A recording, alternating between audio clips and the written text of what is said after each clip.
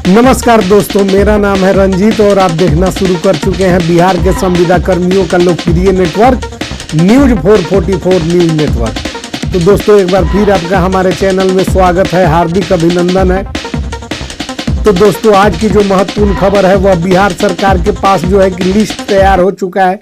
बिहार सरकार ने सूची तैयार किया है संविदा कर्मी, आउटसोर्स कर्मी और वर्गीकृत कर्मी, और इसी सूची के आधार पर बिहार में जो है कि मानदेय की वृद्धि, ग्रेड पे स्केल लागू किया जाएगा। तो दोस्तों, हम सारा खबर आपको बताएं उससे पहले यदि आप चैनल पर नए हैं तो चैनल को सब्सक्राइब, वीडियो को लाइक और ज़्यादा से ज़्यादा शेयर कर दीजिए।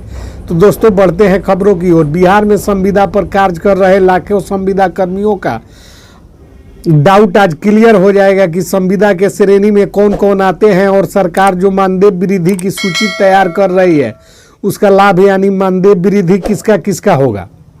और इसके साथ ही आज यह भी बताया जाएगा कि सरकार के पास जो सूची है उसमें अवर्गीकृत कर्मी, आउटसोर्स कर्मी का मानदेय वृद्धि कब होगा, किस श्रेणी में कौन कौन से कर्मी आते हैं। तो सबसे पहले बात संविदा कर्मियों की।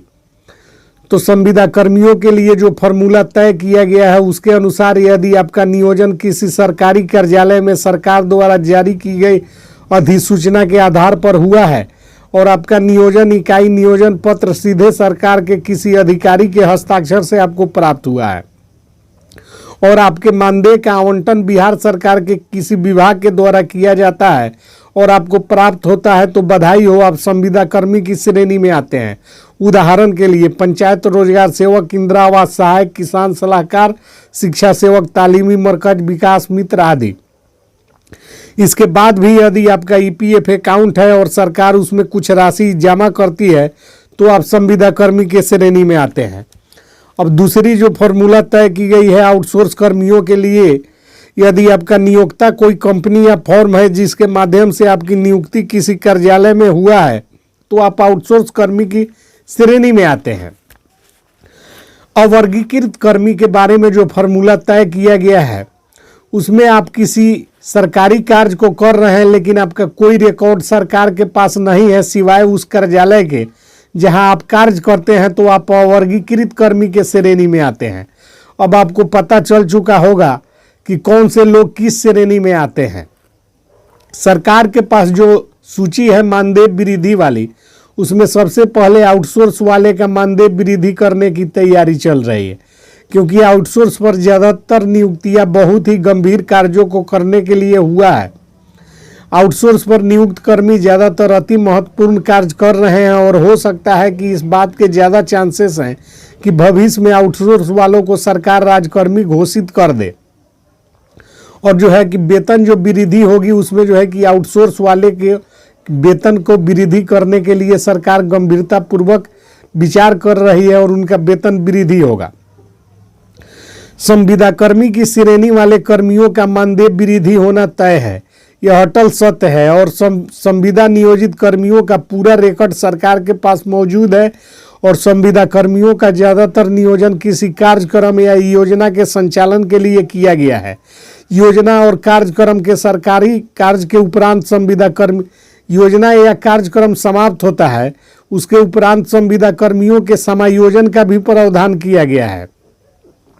उम्मीद है कि संविदा कर्मियों को सरकार इस वर्ष ग्रेड पे स्केल देना शुरू कर देगी।